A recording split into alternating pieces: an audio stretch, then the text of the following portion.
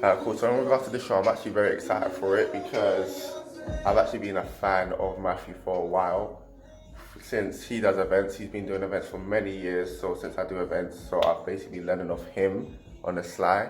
And then so watching him and Taser, his events partner, been watching them, and then now that he started this drinking game, which is actually lit as well. So this is a game that you could be using like when it comes to games, lights, link ups, whatever the case is.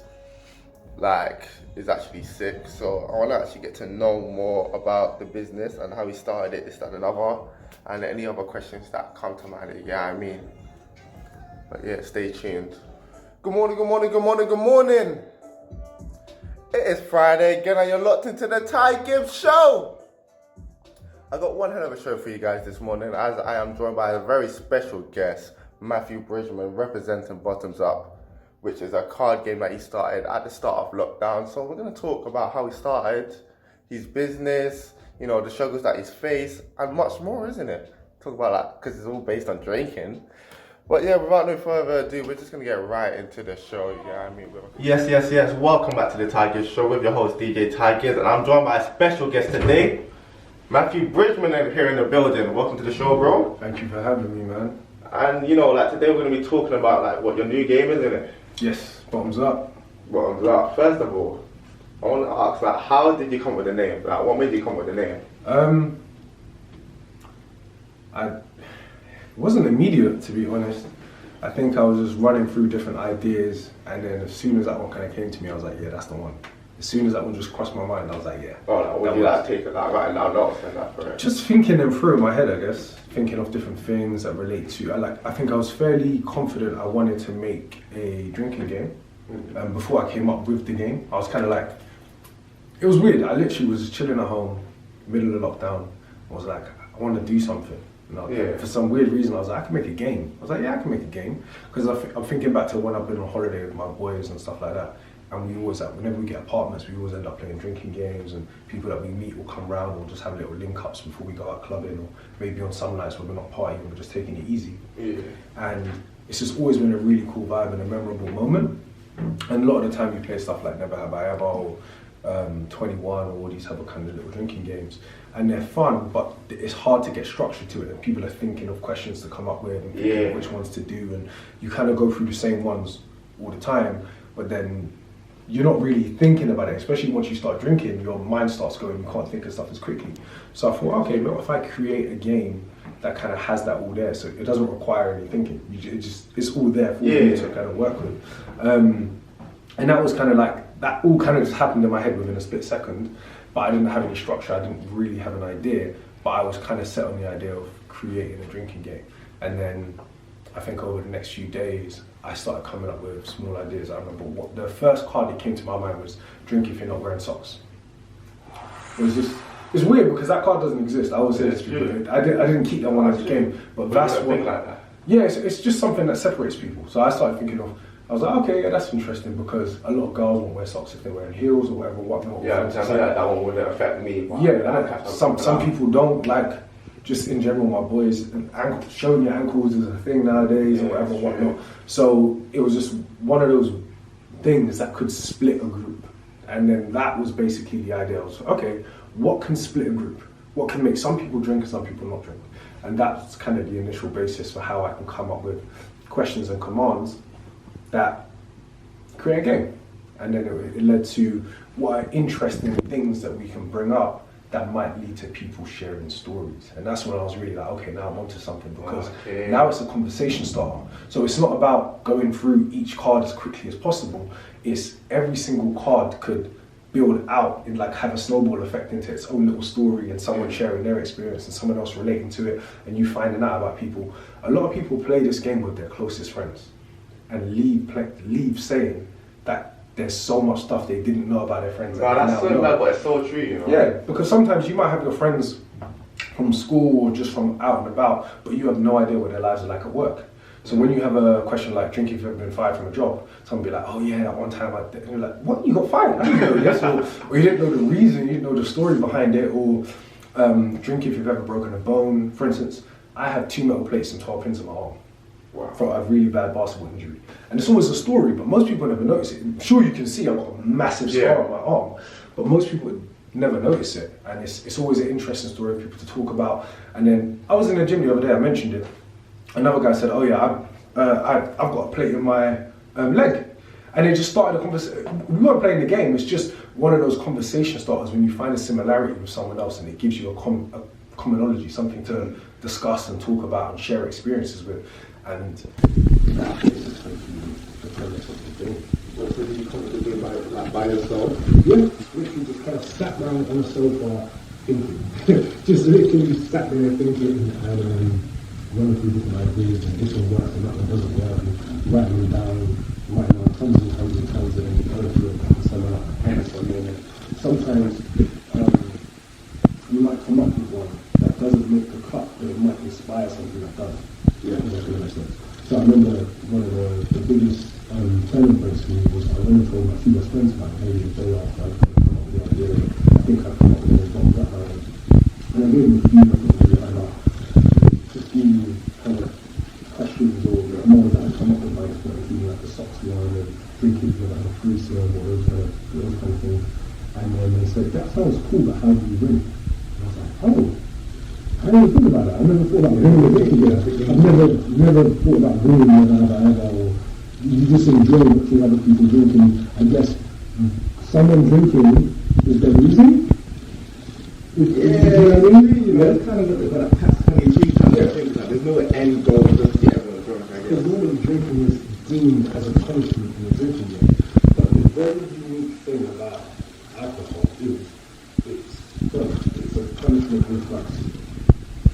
Because people enjoy playing drinking games because they like drinking, even though drinking is a punishment.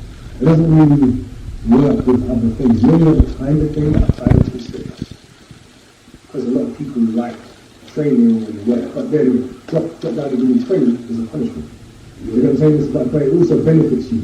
So I mean, that's kind of a unique element of the game, which is why I think it works. Because a lot of people enjoy it. It's a regular activity, going out drinking with your friends, having fun, playing games, it ties it all together.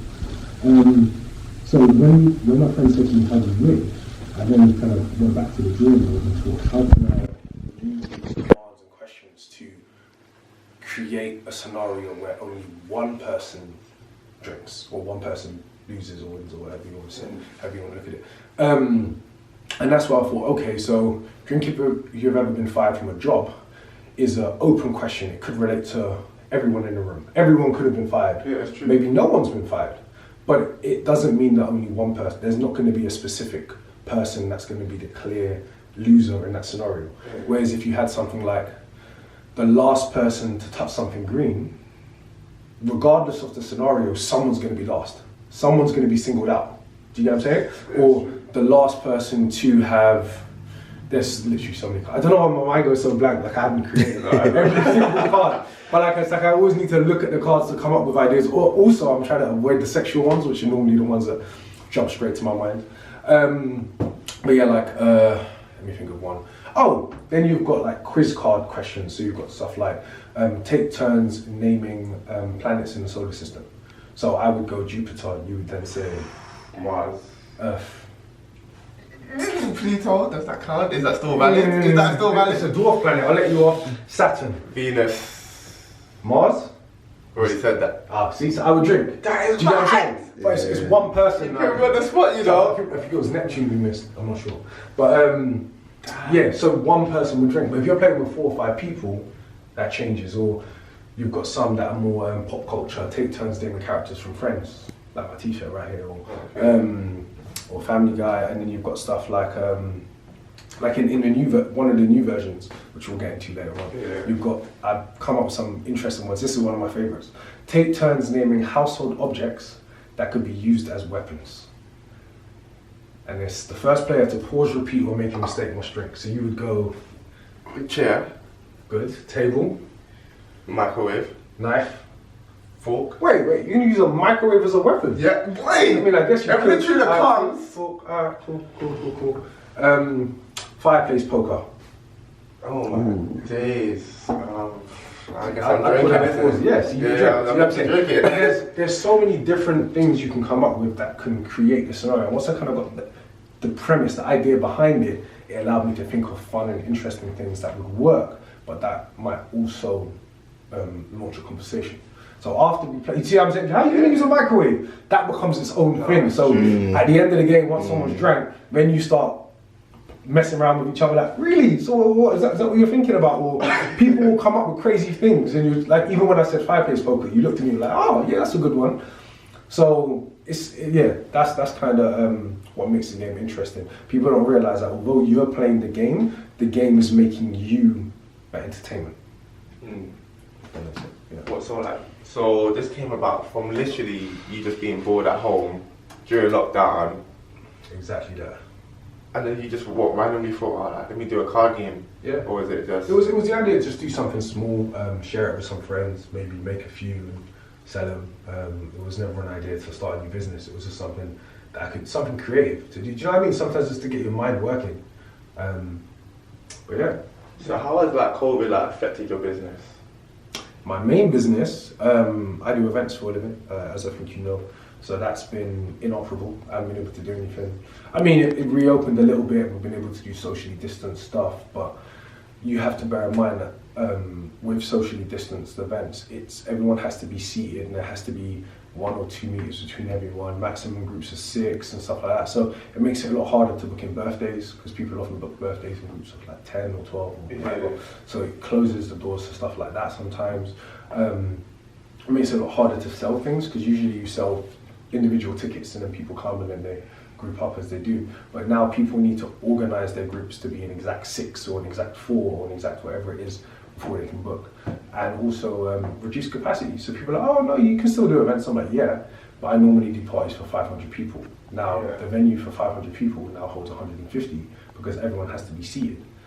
But my costs are still the same. I'm still paying for the venue, still hiring the DJs, still paying for staff. So it just means our profit margins are somewhat smaller. So even when we could reopen, and even now that things are reopened a little bit, it's good. It's something, but it's nowhere near to being at normal operating. So this is why I'm glad I came up with stuff like this to kind of keep me active and give me something to focus on. So how did you manage your business being hit and your mental health during the lockdown? This helped give me something else to focus on. Also, I managed to buy a bunch of equipment and started gymming at home. So I think that helped give me kind of a stress release and just something to focus on. I remember saying that I think the reason that subconsciously, the reason why I dedicated myself to training so much is because it was the only thing that I still had control over.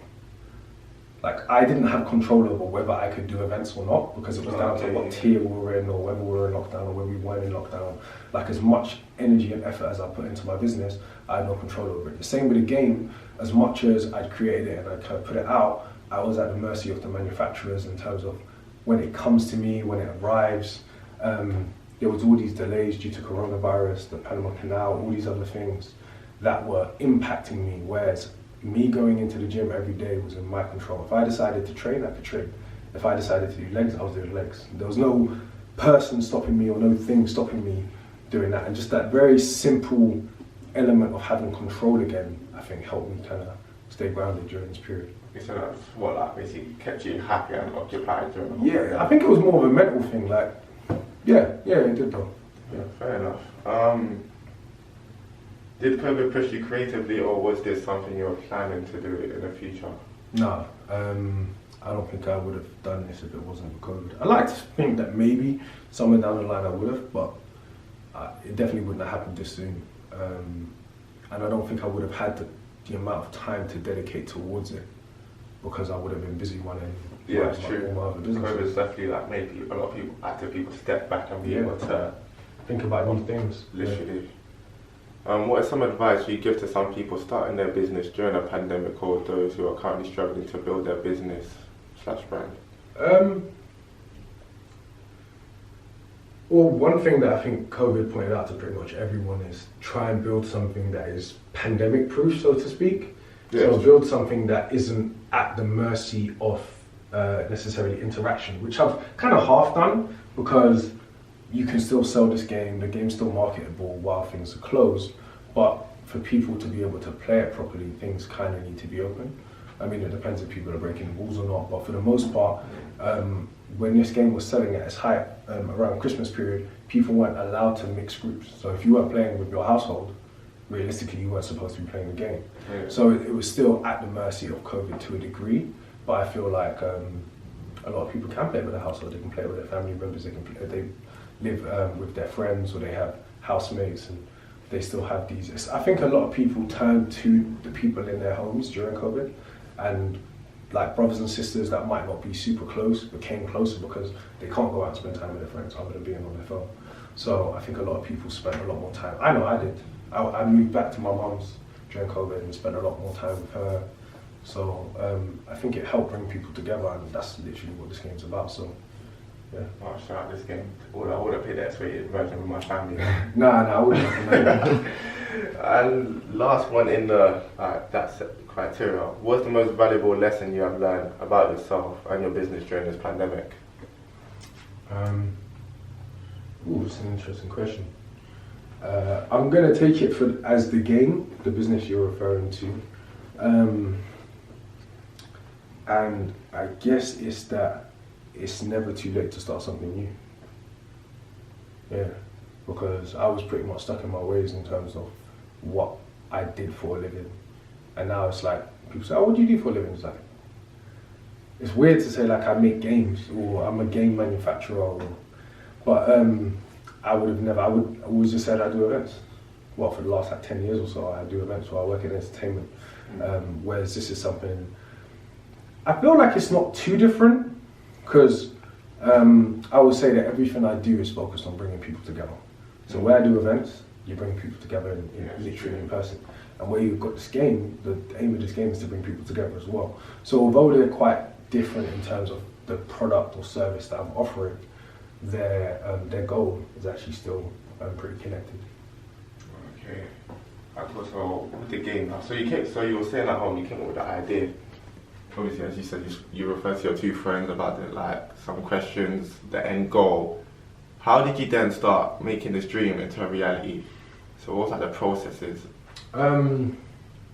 So the first thing was to come up with the structure. So to actually make it a game in terms of, can you kind of get a winner?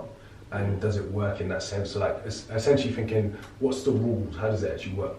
So the idea was that you have all these different cards. Some of them are focused on just creating conversation and getting people talking and getting people mixing with each other. They're the ones that are called just for fun. But then you've got the point cards, which is the game element. So they're the ones where only one person will drink and that person earns himself a point. And then that way, at the end of the game, the person with the least points wins. So that actually gave it its real structure, if that makes sense. Once I kind of got that, I needed to make sure that there were more point cards than just for fun cards, because if you're playing a game, like there's 100 cards in the original box. And the reason why I did that is because I wanted it to feel fresh. So there's a lot to play with. And I never expected people to finish the deck when they're playing. Because if you start talking about every other or every few cards, it starts a conversation, you start sharing stories and whatnot, you're going to be sitting there for hours. Like I played this game with friends and different people, and we played the game for like 2 hours at a time and maybe only gone through half the cards. So the idea was that when you next play, there'll be a whole bunch of new cards that you haven't done before. Another good element is that the people you play with will change the answers, because it's the last time you did something or drink if you've ever done that. So every time you play with a new set of people, you get different outcomes. Your answers might still be the same, but maybe not in relation to someone else. With one group of friends, you might have been the last person to have done that. But in another group of friends, someone else might have been the last person to do that. Yeah. Do you get what I'm saying? So it still switches things up. So there was that. That was like the first days, and coming up with different cards and whatnot. Thinking about the different types of people that will be playing, so essentially putting some cards in there that are like cheeky and sexual, but then making it that it's not too strong in that direction, so that you could potentially play with like your siblings or whatever whatnot. It wouldn't make it too awkward. Or some people are just generally more PG and less confident about sharing those kind of experiences. So I wanted to make it fun and kind of for all. Because I told myself that I would try and make the best game I could without holding back, because there was never any expectation to do it again. So now I'm sitting here and there's 2 new versions. That's completely opposite to where my mind was at when I made the original. I was never thinking, let me hold back for this new version. I was like, let me make the best game I can, and if I get inspiration later down the line, then I'll deal with that when I get there. So I kind of, there's actually a whole nother element to it which is very complicated, and for me personally that was like a large part of making the game successful. So it's little things like the sizing of the box and stuff like that. For instance, working out the cost of shipping and all these other things. It gets very complicated, but the size of this box isn't by chance. This is 1 millimeter smaller than the size of a large letter, which basically means that if this was that much bigger, the cost of postage would basically double every time I send one out, which would have changed the price point of the game, which would have meant that either I make less money every time I sell it, or I have to sell it for more to make the same amount. Oh, okay, yeah. Do you get what I'm saying? So little things like that, and that was part of why I had to limit it to 100 cards, and I couldn't have 110 or 120 or whatever and whatnot. But yeah, there's so many different elements and ideas, and even little things like I never knew about barcodes. I had to learn about barcodes and making my own unique barcode and getting one made and whatever and whatnot. And there's how does the barcodes part work? So you need to own your own barcode. That's yours. It's universal. It can be used in any country in the world. It scans into their system. It logs it online, and you need to obviously print it onto the item. Otherwise, I'd have to stick a new barcode on. So, for instance, to sell on Amazon, you need a barcode. So if I didn't get my barcodes made in advance, I would have never been able to sell on Amazon, and that would have closed that entire market to me. Otherwise, I would have had to get the barcode after the fact and hand stick them on every single game. And when you're talking about 2,000 or 4,000 packs, it's quite a costly decision to make if you don't make it in advance. And so many other little things. Even trademarking bottoms up. Oh, okay. Yeah, there's so many different things that you have to think about. But I would say that I say this about business in general. There's so many elements to business that you need to be aware of and that you need to learn that have nothing to do with what your real business is. So learning about barcodes and postage and shipping has nothing to do with my creativity for making a game. Do you know what I'm saying? So that's why companies have different jobs, because it's someone's job to do the designing, and then it's someone else's job to do the marketing, and someone else's job to do the sales. Whereas as a small business owner, you have to have everything. You have to understand the logistics. So you're not working. So have you had anyone that work with you? Like, I hired someone to help get me launched on Amazon, and as it everything else from the designing to literally everything else is moving. Okay, so how like you made these cards and everything, would you do like a virtual version, like where like you could download an app? No. So I'm against virtual. The easiest answer is that it goes against the mission of the game. It's bringing people together. The idea is that we spend so much time on our phones nowadays. I wanted something that kind of brought back the old idea of like board games and sitting down in a room on the floor. Like, do you know what I mean? Just playing with each other in person, talking to each other without the distractions. And like, there's a catch-22 which I really appreciate, but it's terrible for marketing, which is that when you play this game, you have to kind of be there mentally. You have to be paying attention, because something might happen really quickly. Like I said, last person to touch something green. If you're not paying attention, everyone else is going to be running and touching something green, and you're just like, huh, what happened? They're never really on their phone. They're paying attention, they're enjoying the company of those they're playing with, which is exactly what we set out to do. The downside is, it means that people love playing the game but rarely film or post, because they're too involved, it's a catch-22, but it's a good catch-22 to have. It means that if people are enjoying the game too much to be thinking about filming it, then I know I've kind of done my job. But it's annoying because it's not going to help me in the marketing aspect. But when they go away and they talk to a friend or they tell someone else about the night they had when they played it, then they'll speak highly about it. And that's what my marketing's kind of relied on, that word of mouth, or people saying this was amazing. Or like a lot of the posts that you have is people showing the box. Sorry. They're showing the box because they're talking about how good the game was after they played it. It's rare that you kind of catch them in the moment. But like I said, it's a good problem to have. So what did you do? So once you came up with the game, what did you do? Like, what kind of things did you do to help promote it and get it out there? So I was lucky enough that when the games arrived, it was just as things kind of reopened. I think it was around July. So I managed to get some people together and film different groups of people playing the game, and then use that content to market it and put it out and kind of advertise it. And that's kind of been all I've been able to do, because obviously everything shut back down again. But that's always been my focus, on film people playing the game and let people see how it's played. Because sometimes trying to explain how the game works, it's very simple. Once you play it, it's very easy to understand. But when you try and describe it, it sounds complicated. You've got point cards and just for fun cards, and you've got quiz cards.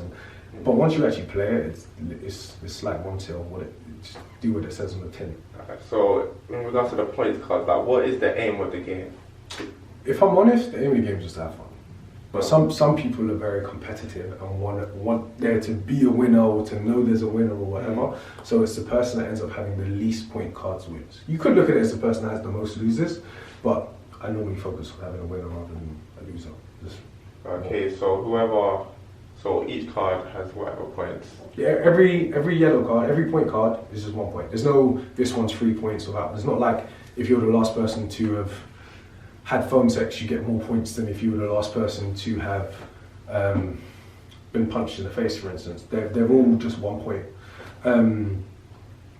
And you get it if you were that person, or you were the person that messed up on the quiz question or the solar system planets or whatever. Do you get what I'm saying? Yeah. And then the just for fun cards, they don't earn any points. They are literally like they just say for just fun. for fun. Yeah. But the idea is that those are the ones that kind of warm people up, get the stories flowing, and get people comfortable sharing experiences. Because, like I said, some of these questions might be relatively intimate in terms of drinking if you've ever been fired from a job, for example.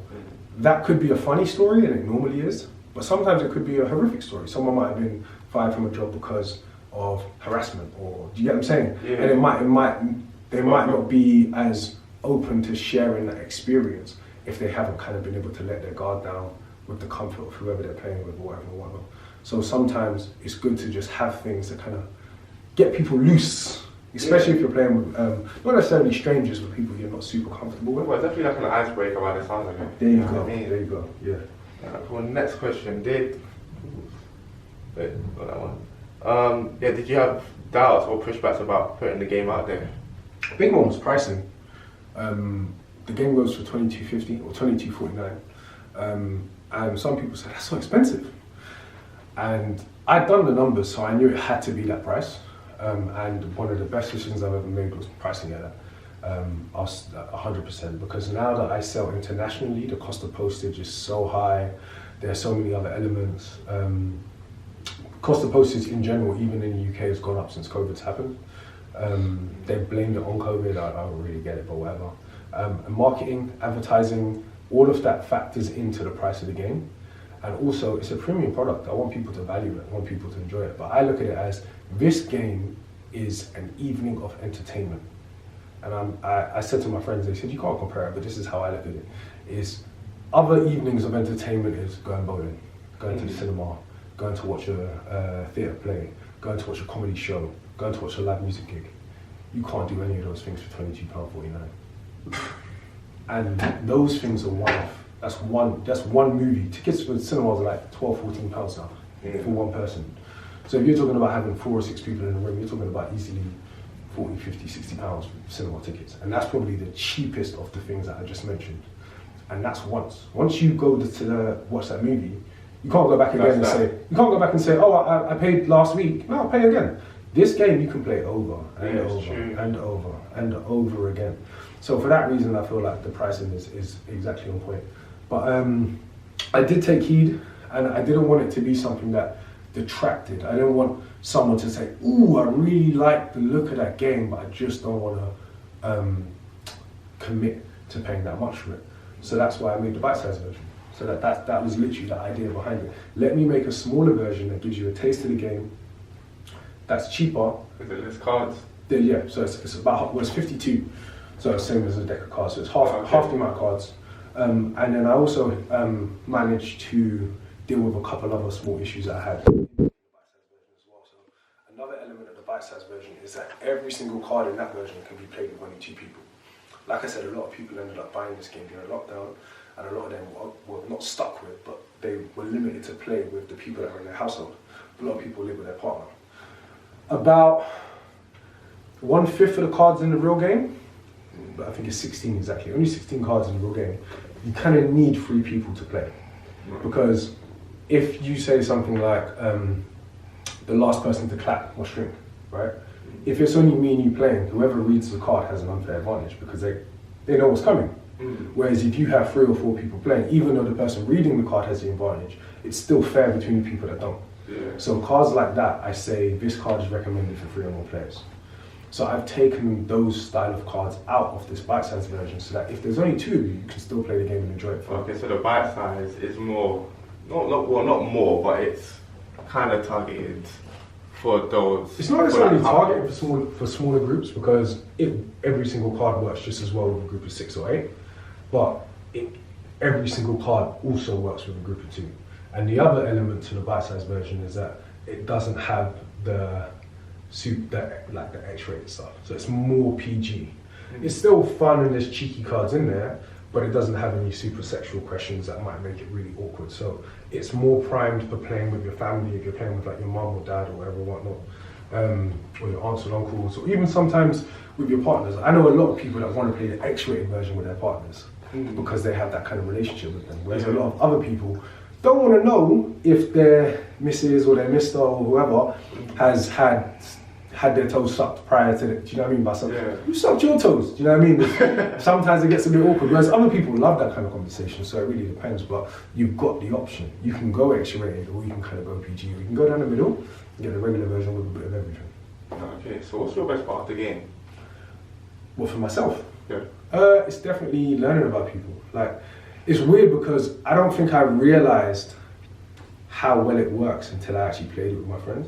Like, I played it with my closest group of friends. Like every birthday we all link up, we always do stuff, we always meet. I was saying birthday because it's COVID, so we still make the effort. But like in normal society, we just meet up, we go and do things, or whatever. We've known each other for about a decade. Like it's in all of us as one group of friends. And still, when we played this game, there was so much we found out about each other that we never knew. So I love that it kind of brings people together and gives us shared experiences and kind of brings that to light. Just kind of makes, it's just comfortable. I feel like it kind of makes you more comfortable with the people you're playing with. And for me, it's like the goal I never knew I had, that I never tried to have, but I created. What's the feedback been like from those that have played the game? It's been amazing. It's been absolutely amazing. The only negative feedback I ever had was that someone played it with like their family and some of the more sexual questions came up. But that was just more of a reason to make the bite-sized version and stuff like that. That's what kind of, like I said, I never intended to make another version. It was make the best game I can, and if I ever want to worry about making an expansion or a new edition, I'll deal with that when it comes. So it was that kind of feedback that led to that. But people have just been like, it's amazing, I love it. I bought it for my friends, I bought it for a birthday presents. Someone messaged me the other day and said I bought 6 packs. That's crazy. Yeah, because they bought it for themselves, they loved it. Then they bought it for their sister's birthday, then they bought it for this is all just with the original version as well? That's only the original, yeah. So people can pre-order the new versions and they're due by July. So they'll be arriving in June and then I'll start shipping them to get to people by July. But yeah, the original version. Cool, so are you cool with like, us carrying on talking about the X-rated version and the upcoming ones for us to look about your rate? Yeah, of course. Yeah, I always forget something. Like, I've made, so what's that, 180, 50, I've made over 200 cards. And it's like, no, I've made way more. I've probably made 350 because there's tons that I've made that I never used. Like, cut that one. And it's still so hard to think of sometimes. They're even written on the box. So you haven't used that, haven't used that. Yeah. And then it's on the cover as well? It's literally on the cover, yeah. That's nice. In these examples, there's one here that I used household items, drink if you eat pineapple on pizza. All day, every day. First player to blink. All day, every day, yes, I'm one of those people. See, that separates people as well. Yeah, it's true. Yeah, that's not. That's so controversial though. It's weird because I don't dislike it, but I don't like it enough to get it. Like I've had it and I've been like, but also it's the Hawaiian, isn't it? Yeah. I didn't get pork, so since I stopped eating pork, that's what I'm using it. Yeah. Good afternoon, everyone. This is DJ Ty Gibz, and this is the Ty Gibz Show live on Top FM 95.5. And I'm joined here by a special guest, Mr. Matthew Bridgeman, here on Top FM 95.5. Welcome to the show, bro. Thank you. You know, like just before the break, you know, like we were talking about your card games, isn't it? And I was definitely mind blown. Thank you, man. I just want to continue talking about these cards because they're actually very fascinating to me. So we were just talking about your first release ones. Yeah. And you know, I've opened up the deck. But I just wanted to, how should we do this? What should I just name say one of the, say a few of the cards? Because this is daytime. No, I can't do that one. Can't do that one. Alright, cool. So like, you know, one example of the game is drink if you've ever broken a bone. I personally wouldn't drink to that, although I've had many scars in my life. But I know that some of you guys right now who are currently tuned in or are listening definitely are going to take your shots. It's alright.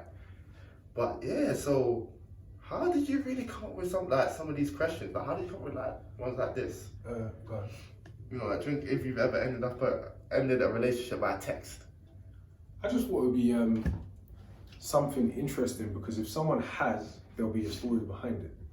That's how I look at it. I think, is it something that's likely, and is it something that would likely then lead to an interesting story?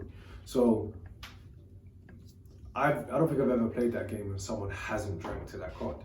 So in any kind of given room of like 4 to 6 people, which is kind of the kind of numbers that you normally play this game with, there's normally someone that has done that, and then they'll have their version of events or their story or whatever whatnot that leads to it. So just for fun is usually relatively common things that will help split the crowd. So stuff that some people might have done that other people might not have done. That's kind of how I looked at it. I thought, what's something that not everyone's done, but definitely some people have done? And then point cards are normally stuff that what's something everyone's done, but maybe people haven't done as regularly. So you can even, there's some point cards at the bottom of this, if you want. Okay, it should be easier. So if you flip through some of these, for instance. So exciting. By the way, I'm still trying to think have I been ended by a text or ended a relationship by a text. Just let you guys know, I will not be drinking to that one. Phone calls. That's it with chest. Anyways, the last player to put their finger on someone else's nose must trip. Yeah. That was funny because there's a few cards that get people moving and get people up out of their seat side. One of the best cards is the last person to plank must drink. So everyone just dives on the floor.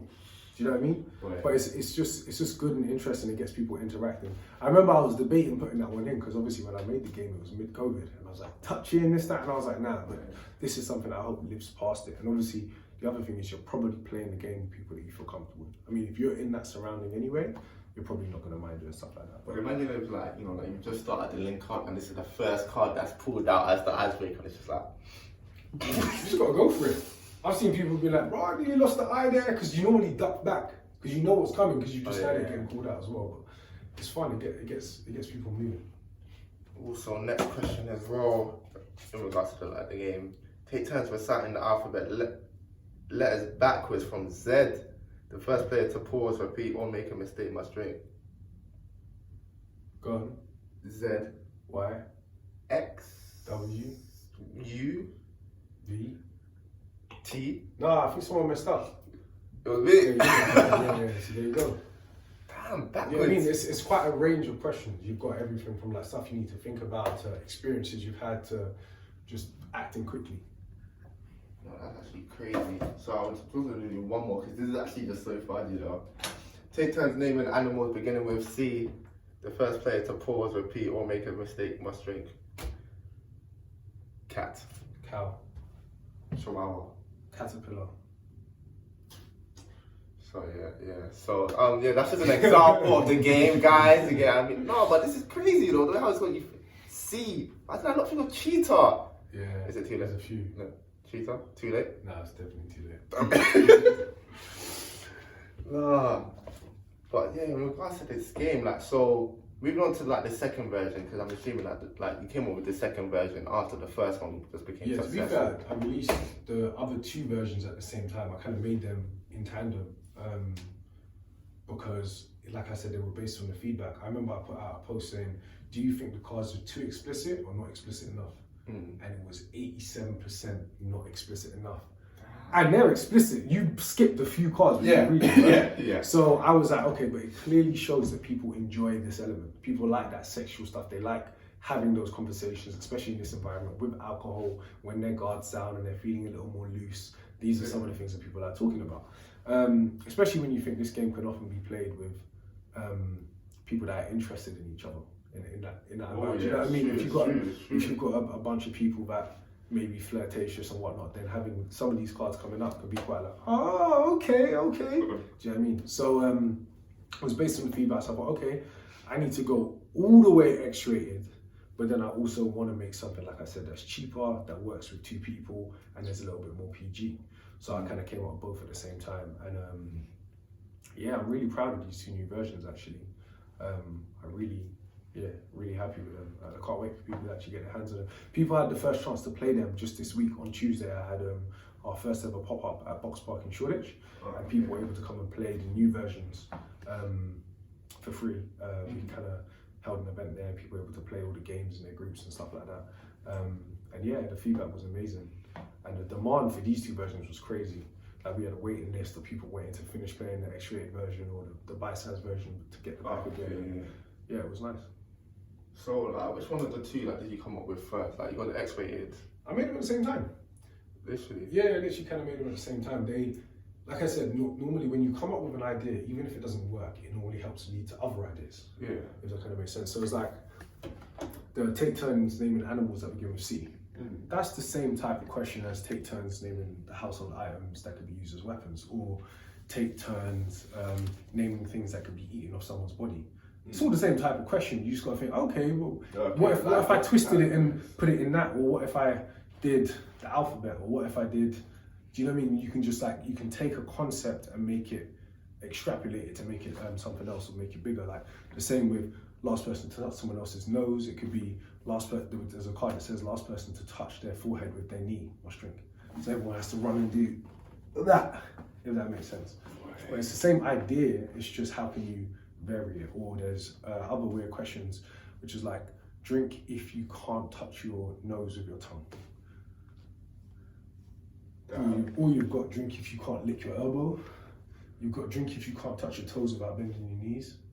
So like, you got some awkward. Don't forget, this is a drinking game, guys, as well. It's not even like you're doing this sober. It's really fun to get people moving, because then it's just immediate interaction.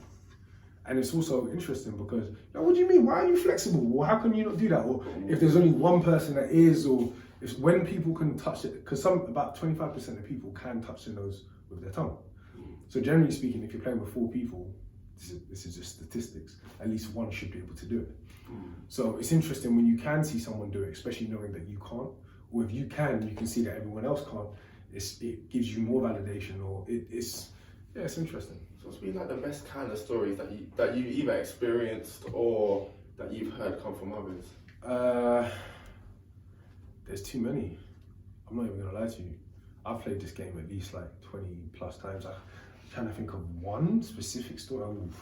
Do you know what? So I've recently been looking over some footage. The game got played, got filmed, and the footage isn't out yet. So I think that's what's in my head right now. But there were tons. There was drink if you ever been caught masturbating. The guy was telling a mad story about how he had such a close call with it happening to him. Or there was another one, which was if you've ever been ended a relationship by text. No. This was hilarious. It was if you've ever faked an emergency to leave a date. And the story behind that was hilarious. But there's so many. There's so many. It really depends on who you're playing with. Especially when you know the people you're playing with, I think you find it funnier, because sometimes you can be like, I can't imagine you doing that. Do you know what I mean? So it makes it more exciting, because it's like, I don't think you'd ever do that before. I can't imagine that. Or do you know what I mean? Or like some people have been like, I've only ended relationships by text. And you're like, what? How do you get away with that? And it's just, there's so many different conversations. Because there are those times, like as you just said, where it's like, well, I didn't know you did that. And you're just like, I'm not even gonna lie, like it just happened, isn't it? Like she was annoying me, just had to send that text, just ended it. that my back, but then it sparks up a whole different conversation. Yeah, of course. Because even I just said, wow, yeah, I've done phone calls before, but then like again, that leads on to different things. So on the international scale, was that a plan? Do you know what's interesting? So I think we missed this part. When I went to actually make the game, my aim was to do like 200, 250 games. And when I eventually found a manufacturer, the minimum order was 500. So I was like, damn, that's double. Like that's more than double what I even expected to do. So that's more than double what I even expected to do. So the costs were a lot higher than I predicted, and I needed to try and find a way to raise money to get the game made. And someone put me onto Kickstarter, which is like a crowdfunding platform. So you essentially what I did was I basically pre-sold the game. So you could buy the game before it's out to help me raise the money to make the game. And when I did the Kickstarter, we managed to raise the money within 23 hours, within less than a day, which is crazy. But it lasted for a month, and we raised about 2.5 times our goal. But by the end of the Kickstarter, 50% of the sales were from America. Is it? Yeah. And I was like, wow, I didn't think that would be the case. Like I thought it would just be people I knew and their friends. I never thought it would reach internationally, and like there was all over the world. People that bought, because I guess Kickstarter as an international platform and people just go in there and look for stuff. And I guess because it's an American company, there's quite a strong American following. So people were buying my game in the States, like left, right, and center. And that's what made me realize, okay, I need to find a way to sell it in the States, because if these people have found it themselves, what would happen if I marketed it there? If I actually actively promoted it there? So when I launched, I got a lot more orders, and I think it was about 2 weeks in, I did a count, and I'd sold in like 18 countries. Like 2 weeks into releasing the game, it had been purchased in 18 countries. Now it's been sold in over 21 countries to date, which is amazing. And I've focused on the UAE and America for my initial expansion. So you can now buy the game on Amazon with literally same day delivery in UK, USA, or the UAE. So what countries most what's countries most surprised you? Most surprising. Because like US and UK. Oh no, what's the one? Bermuda. That one shocked me. Yeah, because I've only heard about the Bermuda Triangle. That's the only time I've ever heard that word really being used. But yeah, Bermuda, all over, even Ghana, Nigeria, so many different places. Quite a few in like Sweden, Copenhagen. Yeah, it's definitely been interesting. Australia, a few in Australia, a good few in Australia. Yeah, it's been. How important for you has it been, like your friends to help? Like, do you kind of rely on your friends to help you promote? Like, how important is that for you? A lot of people got behind the initial launch and mention of it, and obviously because of my career in events, there's a lot of people in the entertainment industry, or career in entertainment. There's a lot of people that I'm close to that have followings that have reposted it and shared it and gotten behind it and stuff like that. So that's helped. But for me, it's more that they actually really get into it and play it. Like when I see them playing it, and I'm not there. Like they're having their friend's hen party or something, and they're playing the game. That's when I'm like, oh, that's dope. Because like they're not doing it for me. They're playing it because it's a good game. And that's when it really hits home. When it's like there's no cameras, or they're not doing it to promote it or to support me. They're doing it because it's fun and they enjoy it, and they're trying to show more people about it. That's when it's like, yo, that's dope.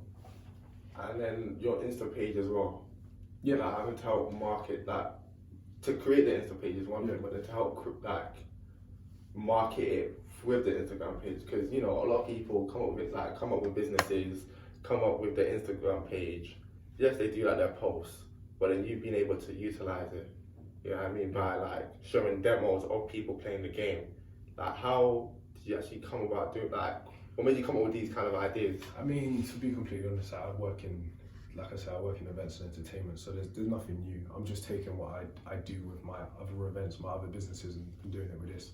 So that might seem interesting or successful with that we built, like a certain amount of following in quite a short amount of time.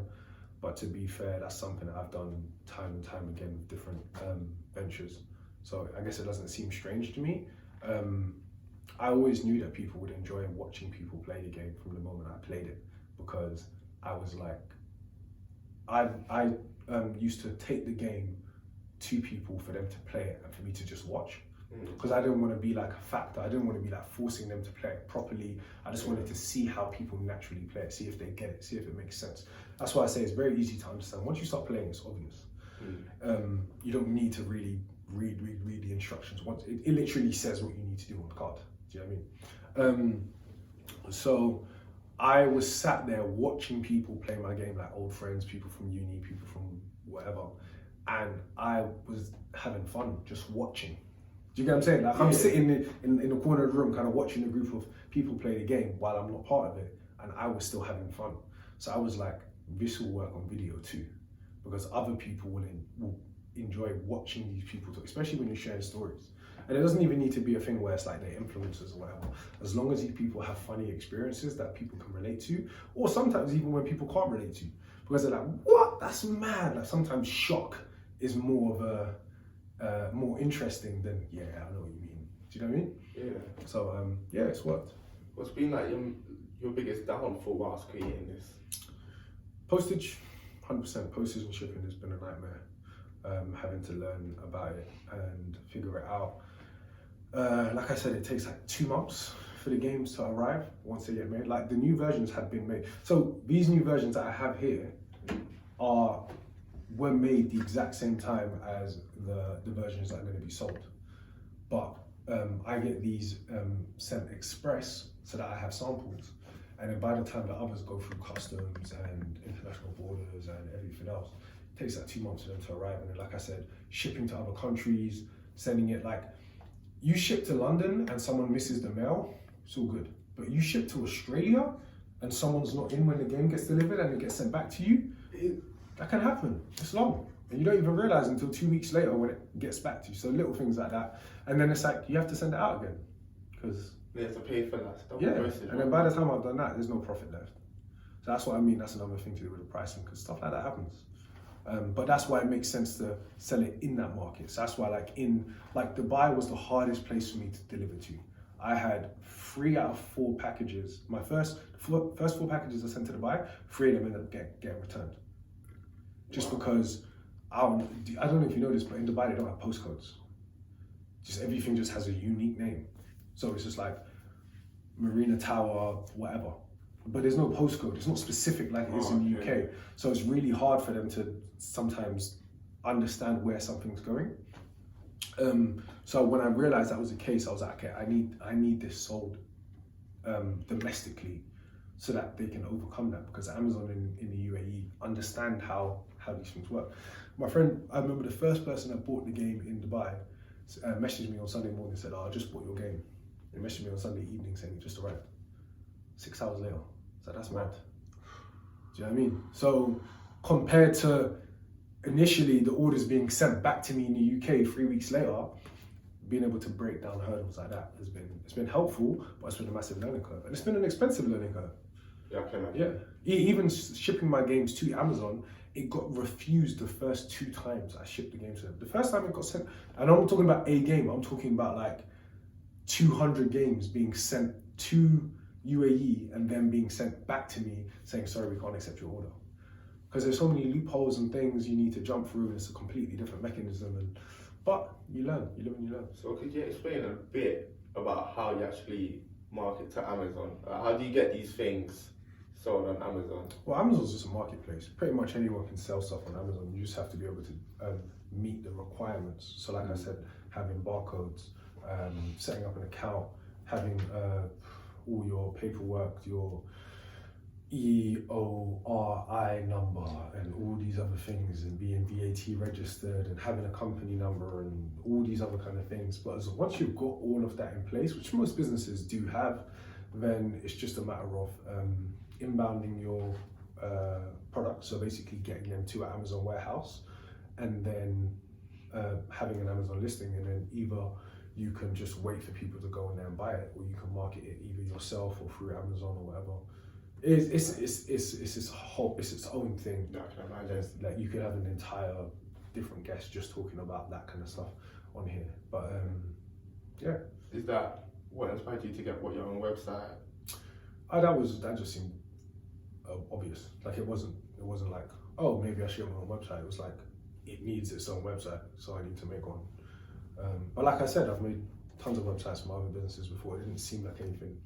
I think that's one good thing, because I'm an experienced entrepreneur, so to speak. A lot of things that were necessary that might seem like hurdles to first timers just seemed like steps to me, I guess. Right, cool. So like, now that you've got 3 versions of this game, do you plan on making any more? Not anytime soon, no. No, not anytime soon, to be honest. I don't even think I have an idea. Oh, I do, but it would be something different, and it's not something I plan on doing anytime soon. I'd rather focus on this for now. Yeah. Wow. So is there any, so with sorry to get my words out. So in regards to this X-rated version now, like, and you're saying that what you're gonna It'll be released by July. Released in July. Has anyone been able to play these ones, as you were saying? Yeah, on Tuesday. People have played it, yeah. So with that reaction of the release, I mean not the release, of these people playing the games, Yeah.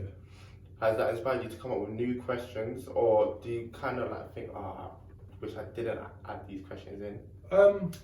Not really, not for the most part. And also, I'm not really. I tried to feel quite confident about it. Like, I waited maybe about a month after I pretty much finished, and just kept on coming back to it, thinking, is this right? Is this right? Can I think of anything else? Like, it wasn't like as soon as I made there's 80 cards in that pack. As soon as I made the 80th card, I stopped. I was kind of like, okay, cool. Then the next day, am I sure these are the best 80? And I was like, let me think of some more ones. Are any of these better than the ones I have? And then maybe there was one. And I was like, okay, let me swap this one out, let me swap that one out. But I made sure I kept on coming back to it, and I ran it past friends. And do you know what I mean? I went through a vigorous process mentally of thinking, am I creating the best product I can? And I felt, like I said, I'm actually really proud of these 2 new versions, because all the feedback I have had that's been like, maybe you should do this or maybe you should do that from the original version has been applied in these 2 new versions. But that being said, I'm really proud of the first version. Like, you're gonna get something different in all 3.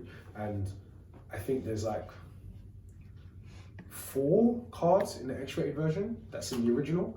So it's like 98% brand new. Nearly every single card will be different. So you could own both versions and essentially never get a repeat. And then in the bite-sized version, it's you got 52 cards, I think 37 are new.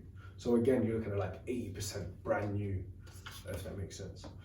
So realistically, someone could own all 3 versions and still get a really different experience. So I'm actually trying to go through these questions, yeah. And this is like this is what, just the first release. These are the first release. This is just the first release. The fact that I have to put certain questions down because they're a little bit X-rated is actually kind of crazy. Yeah, that's nothing on that version. There we go. This is literally just I don't want to say basic version, but basic version. So I wanted to read out a bit more, and these are just like the just for fun ones.